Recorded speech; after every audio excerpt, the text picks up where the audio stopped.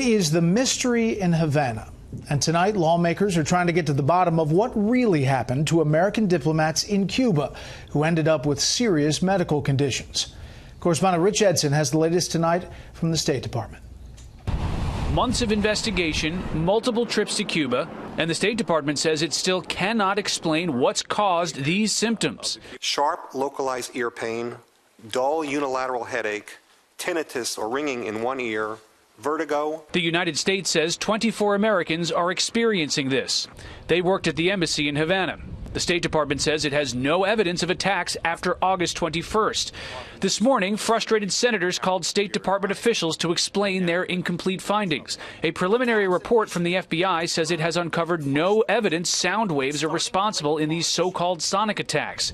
In October, the Associated Press reported some diplomats heard this sound. Though investigators said they're unsure that sound itself was harmful or a byproduct of something else.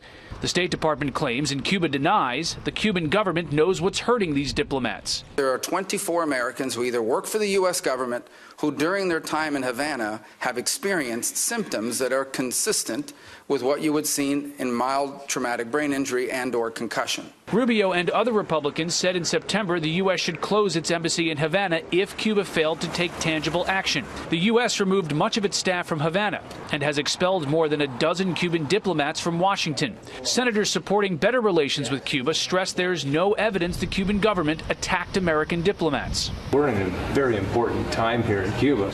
Other countries are beefing up their diplomatic presence here, and we're scaling back. That's not good for us. The State Department says it has established an official accountability review board to investigate its security on this issue. Senator Rubio says state violated the law in waiting so long to do so. Brett? Rich Edson at the State Department. Rich, thanks.